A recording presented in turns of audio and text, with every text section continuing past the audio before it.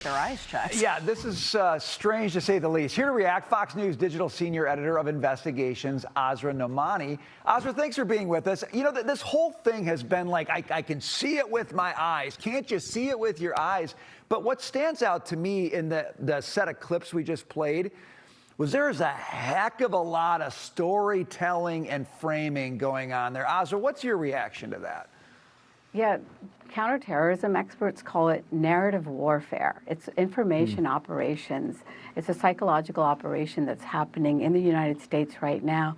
And from my reporting, what I've definitely established is that there is a network of socialist, communist, Marxist-Leninist organizations, self-described, very proud of their ideology, that basically just hit go whenever we have an instance of headline news, and they hit the streets, they send their foot soldiers, and I witnessed it myself on Wednesday and on Thursday in New York City, and people now see it all across the country, and most of the mainstream media reports it as, you know, this grassroots effort, but it is very much a campaign of this this philosophy called agitation propaganda, agitprop in short. Well, Asra, why?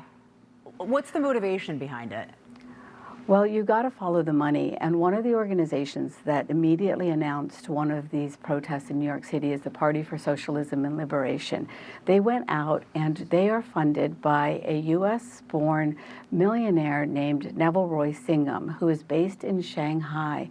And he has funded this entire network of organizations. And I brought some of their signs for sort of show and tell here. They immediately got Renee Good's picture on this sign. You can see here, killed by ICE. This is the Freedom Road Socialist Organization. They are self-described Marxist-Leninists. They are just completely dedicated to the overthrow of the U.S. free enterprise system, which they call imperialism. And you'll see here that they hijack important words like justice for Renee Good. And then the Party for Socialism and Liberation, they put out this sign in the streets that I picked up in the streets of New York, defend democracy. And what they are going to do is have a general strike on January 20th. So if you think it's stopped, it's just begun. And here's another one that really caught my eye. I picked this up in Pittsburgh, from Minneapolis to Venezuela. Wow. So they connect these global issues, yeah. And this is from the Socialist Alternative, which is also self-described open Marxist-Leninist group.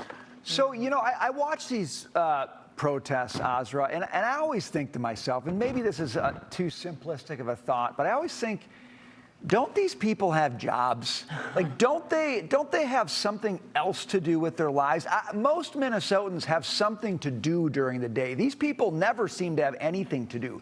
Do they get paid by these organizations? Is there like a whole economic system that keeps them fed and clothed and sheltered so that they can do this stuff? Well, I'm going to keep trying to follow the money to find those Venmo accounts. You know, I even bought my own socialist communist literature using Venmo because they certainly believe in the capitalist system that much.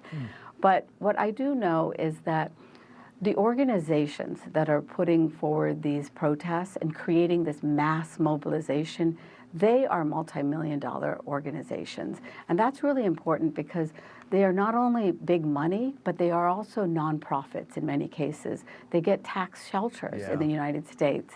And so they are using taxpayer dollars and taxpayer benefits in order to do this shenanigans, in order to stoke chaos in the United States. You know, is it difficult to follow the money here? It's really not. I mean, what I do is literally create a Google spreadsheet, and in it I put in all of these people who are proudly announcing that they are having these protests, and then going to the IRS filings of they're called 990 documents, and in there you can follow the money, you can see how big these organizations are, you can see what their mission statements are, and most of their mission statements are not saying something like cause mayhem on the streets of the United States, but they have a deep mission, and that is really in sync with this socialist Marxist agenda. What I hear again and again is this casting of the United States as an imperial power.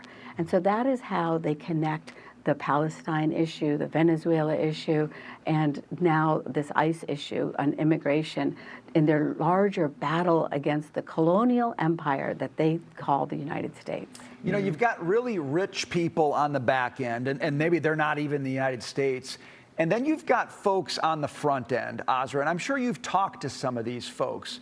My impression is they often don't seem well, and I wonder what's really going through their head in terms of how much they understand about the movement. How would you characterize some of the folks that you meet, real quick?